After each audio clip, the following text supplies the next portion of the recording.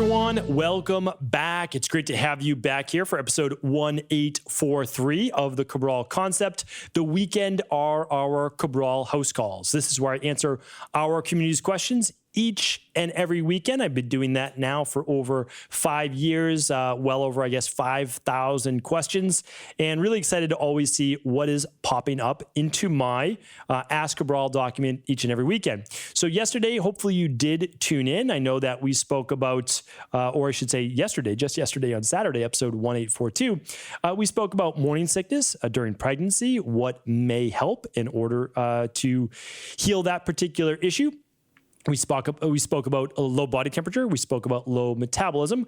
We talk about shakiness while doing exercise, and really so much more. So hopefully you tuned into that episode. And then today, I haven't even looked at the questions, which I typically never do, but we will be picking up, again, if you want to read along with the questions, that's always a great thing. You can go to stephencabral.com/1843.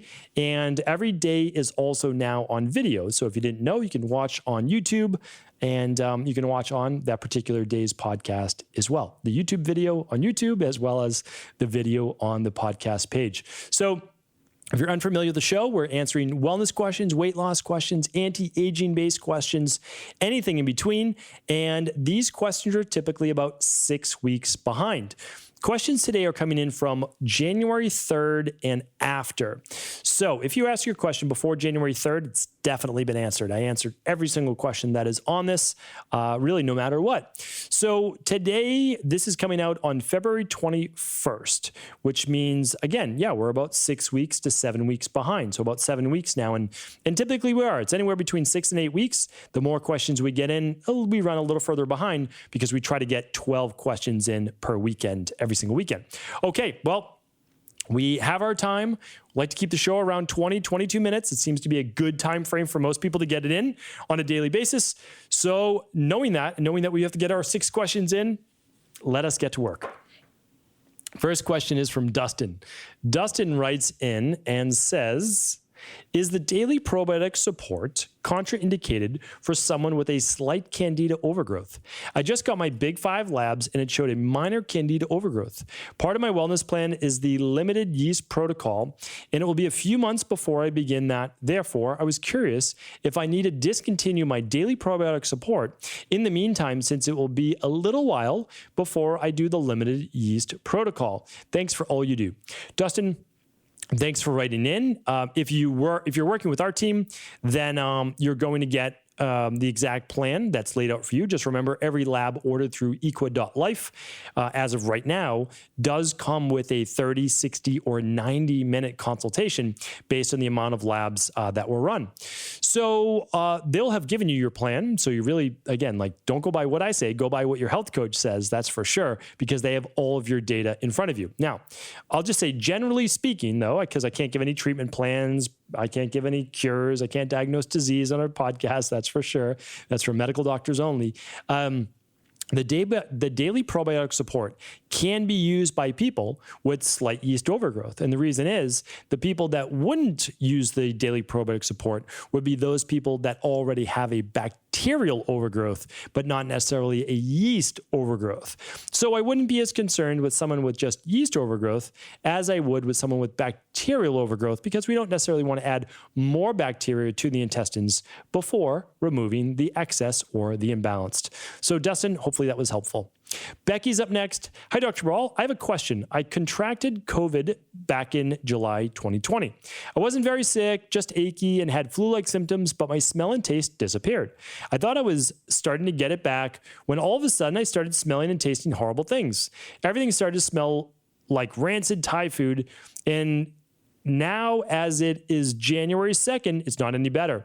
Only sweet things taste like anything, and everything smells awful. Do you have any suggestions on how to get my olfactory nerves to rebuild faster? Thank you. Yes, Becky, thanks for the question. We actually went over this on a previous podcast.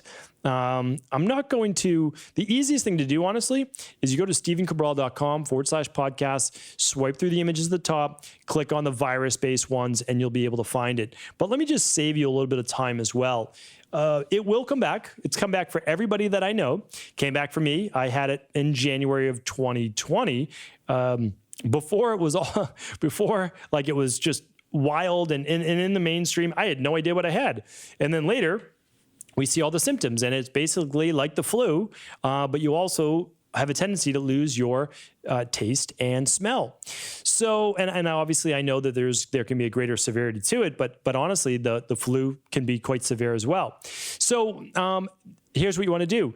And what I recommend, again, I can't provide any treatment protocols. I would use daily foundational protocol level 2, just like I do, and level 3 if you want to add the enzyme. And I would use the immunity protocol because you want to make sure you're getting enough zinc back in your body. So you can use the FM zinc. You can use the new Zelderberry zinc lozenges. But most people will want to get between 25 and 50 milligrams of zinc per day. Until they get back that sense of taste and smell. Just also make sure that you don't have any bloating. If you have any bloating right now, you may have ended up with some digestive-based issues and some imbalanced bacterial flora. If that's the case, I would run the Candida metabolic and vitamins test, and if you're able to, the bacteria and parasite stool test, just to make sure you don't have an imbalance in gut bacteria. For the kind of that horrible smell taste that you may have in your mouth. That is not uncommon with people with bacterial overgrowth in the gut. Thanks, Becky. And again, all of those products and labs are available at equi.life, equi.life. Angela's up. Dr. Cabral, love your show and the work you do to help the community. I'm generally a listener curious in all different medical dilemmas you discuss on your show. However, I now find myself in search of answers.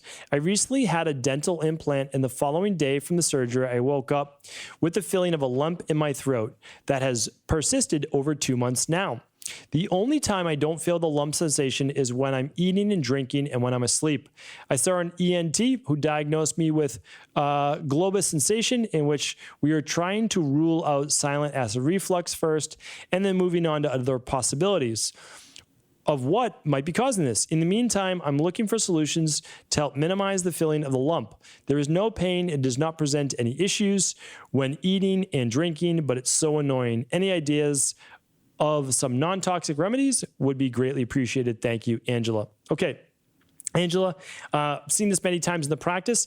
It's always a confusing one, always an interesting one, because it can come from many different things. We never exactly know what it is. So we've seen it a few times. So I just want to share a couple of things with you. People that are under greater stress, that have greater anxiety, kind of feel sometimes that lump in the back of their throat. They're more sympathetic nervous system. So that at least the tone of the vagus nerve is more fight or flight based. So magnesium and adrenal soothe have been game changers. If you're not sleeping well at night, the sleep protocol has been a game changer. I would make sure that you're using omega-3s as long as you're not on blood thinners or anything that's contraindicated to help just with balancing inflammation. I would also just look at the immunity protocol, because if you did have some type of dental surgery, there could still be inflammation or bacteria now in your mouth causing some type of swelling from inflammation in your esophagus. So you'll certainly want to look at that. So that's where I would start. I mean, I wish I could be of more help. I really do, but I mean, there's just many possibilities. Inflammation is one of them. Stress, anxiety is another. You need to rule out those two first. So just really make sure that there is no infection in the mouth that's underlying, that there's no abscess infection. Try some oil pulling. That's always a good thing with either sesame oil or coconut oil or both. And that's what I would begin. And then, of course, you're welcome to write back in or begin to run some labs. Okay. Ashley's up next. I want to thank you for all your research you do to help everyone you can going through disease in their body. I suffer with pain and pressure in my stomach. Recently, I had a barium swallow done to make sure that my surgery from 2007, to repair a hiatal hernia done was still holding up. They noticed that I still have a lot of air trapped in my upper left colon. I have completed the food sensitivity test and cut out the foods I am sensitive to. I have celiac, acid reflux, dairy-free, no eggs, no vanilla or pineapple. I was wondering what your recommendation would be to help with this. I have listened to your podcast on the different tests to take and want to know which test to start with. Looking forward to working with you in healing my dis-ease. I like how you put that, dis-ease. That's right, because we don't heal diseases, we help heal dis-ease of the body, which are underlying imbalances that create disease. Okay, so let's get your answer. First and foremost, I would run the bacteria and parasite stool test. Second, I would run the Candida metabolic and vitamins test. Third, I would run an IgG food sensitivity test. Those are the 3 gut-based labs. Okay. Now, of course, if you can run the big 5, you'll run the big 5 plus the parasite and bacteria stool test. Now, let's move on from there. Anyone that has celiac, acid reflux, and other sensitivities really does need to rebalance the gut flora. So we want to work on that first and foremost. So I can't recommend enough running those labs. And if you can only afford one, well, then we'd probably want to go with that bacteria one, because who knows? You might have H. pylori, you might have SIBO, you might have yeast overgrowth, parasites. So we want to check that out. Okay. Next up, if there is air trapped in the colon, then we know for sure that there is some type of peristaltic-based issue, that there might be some fermentation happening in the stomach. So I'm going to give you a specific podcast to listen to next. It is, it was basically done for you and many others, but it was done for you, and it's called, let's see if I'm going to find it here for you. It was just over the last week or so.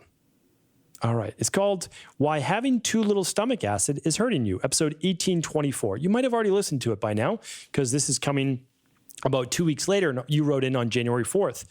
But it is possible and likely that you are lacking the enzymes as well as the stomach acid to properly break down your food, and it's causing all sorts of fermentation in your intestines. It's highly likely. Again, I can't tell you that for sure. I can't give you a diagnosis, but listen to that show. It's going to outline what to do, and it even talks about hiatal hernias, acid reflux, food sensitivities, intestinal permeability, inflammation. Again, like I said, that show was recorded for you, Ashley. All right, Dustin is up next. Hi, Dr. Brawl. I'm a longtime listener, and I wanted to ask about a hint you gave back in 2019, where you alluded to an anti-aging supplement formula you were working on, and you stated it would be coming out around February of the following year in 2020. You were very excited about it and alluded to some of the ingredients, which I was excited about. I waited all year with peak anticipation, and nothing came. Is this still in the works? Dustin, thank you so much. So, Dustin, if I was independently wealthy, that product would already be created. But since I'm not independently wealthy, we are just basically, we don't have the finances right now to create my anti-aging line of products. There's 10 of them with 2 flagship-based products. And we spent a lot of that money in research and doing things in our called research and development for the Fatlocity product that came out in early 2020, and we did not have the finance, basically the money in Equal Life with all the new rebranding and the global brand and all the shipping that we do. I mean, we do free shipping over $99, which is kind of crazy. So we just didn't have, like, the products are already formulated. I formulated them, we have them priced, and it's just not in the budget. And since we are a self-funded company, until we, may look at a synergistic, meaning like someone that believes in what we're doing, an investor, unfortunately, it's just on hold. It is coming, it's just on hold. So it's an amazing line of products, it really is. And there's nothing like them, because you typically have to get like 3 or 4 or 5 different products to make up just one of those. So you'll have to keep waiting in anticipation, I guess, Dustin, but it will be coming out. It's slated to be out in early 2022. I know that's a full year away, but again, we spend a lot of money on our research and development and our products, unlike, a typical product you'll see on Amazon, which I can't vouch for. I don't know what they do. I don't know how it's made. I don't know where the ingredients come from. But for sure, ours will ours will be top notch. There's just no doubt about it. And the reason is that I use these myself. Like, these are products that I would use myself, and I recommend to friends and family. So my apologies, but the wait will be worth it when it is here. All right. Justin's up next.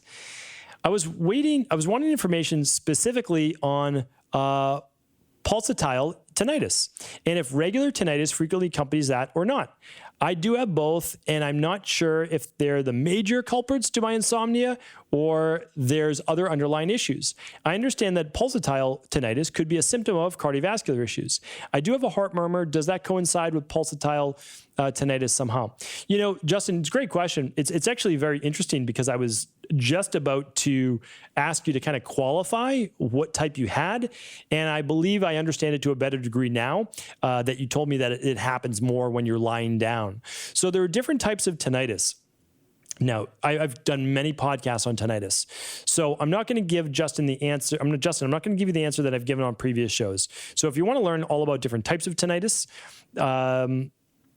and why you might have that ringing in the ears, just go to stephencabral.com/podcast, type in ringing in ears or just ringing, type in tinnitus, and you'll find different types of shows kind of where the keywords are different, okay? But in terms of what you're talking about specifically, it's possible it's cardiovascular. It's definitely possible, but that doesn't mean that you have a diagnosis for cardiovascular issues.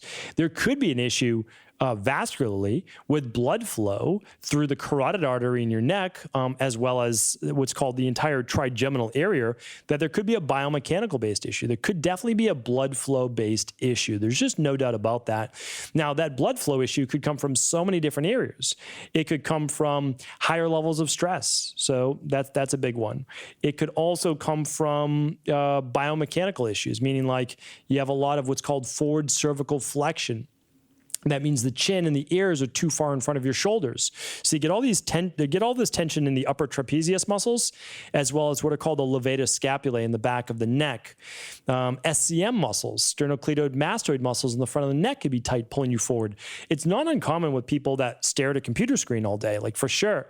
So I can't give you the exact answer, but for sure, I would actually work with a good postural analysis person. A lot of chiropractors do postural analysis. I would have them look at the upper cervical-based area. For sure, I would do that, because I've seen a lot of great work with that. I mean, people even doing the Epley maneuver, which I know is not for tinnitus specifically, but for vertigo. That's been sometimes helpful with opening up that neck area. And then, of course, I would look at, the electrolytes. So I would run the Big Five, or at least the starter kit, to look at your B vitamins and your magnesium levels. And if you can't run those labs, I would at least potentially begin to use the Daily Foundational Protocol Level 2. So, Justin, that's where I'd start. So, good question. Hannah's up next, and Hannah's up last. Greetings, Dr. Cabral. My dad is 62 years old. He's been battling congestive heart failure and is sadly pumped full of pharmaceuticals to deal with everything. He had 2 mitral clips inserted this past October and is now being evaluated to hopefully be put on the list for total heart transplant. It's so tough and sad to watch him go through this, and I wish we didn't have to struggle so much. Would working with a skilled naturopathic doctor be possible, even with his condition and dozens of medications? What would you do in this situation? Thank you so much for shining your light. Hannah, thank you so much. And I know it's obviously very challenging. You hate to see one of your parents at such a young age go through this. And, part of it is, of course, genetic, part of it's lifestyle. And then, of course, we have what pharmaceuticals do to the body. But in this case, of course, your dad needs the pharmaceuticals to stay alive right now. So here's what we need to do. You could absolutely find a naturopathic doctor in your area, and that is exactly who I'd recommend working with. I'd recommend working with a functional medicine medical doctor or a naturopathic doctor. And just because this is a little bit more medical based, you'll probably want to go to that level for sure. And yes, they absolutely could help, because they'd have to know what your dad's on for medications, which is why you don't want to just work with a health coach in this particular situation. Although I think in most situations, health coaches are the way to go. I really think for most people, in terms of the finances, the investment, and the health coach's knowledge and the amount of time they're able to spend with you, I think working with an integrative health practitioner for sure is the way to go. But in this case, a naturopathic doctor or functional medicine doctor would be the way to go because of all the different medications and the serious medical-based issues. Because, can your dad use an omega-3? It'd be amazing if he could, but I don't know, because he could be on blood thinners and most likely is. Could your dad use a daily nutritional support powder? Probably, but again, you have to check with your medical doctor or the naturopathic doctor. So Hannah, that is exactly what I would do. And after the heart transplant, of course, now they're going to be on medication so that they don't reject the new organ. And of course, that's why you want to work with your specialists, your PCP, as well as that functional medicine and naturopathic doctor as well. So I wish you and your family all the best. I mean, again, keep hopes high. There's no doubt that your dad can't continue on to have a really great quality of life. So, keep that hope alive and let us know always how we can help, Hannah. Thank you so much, everyone. Thanks for tuning into this weekend's Cabral House Calls. Hopefully they were helpful. And of course, if they were, please do feel free to share them with anyone you believe they can serve. And don't forget to tune in tomorrow, where we start our week off right every week with our Motivation and Mindset Monday.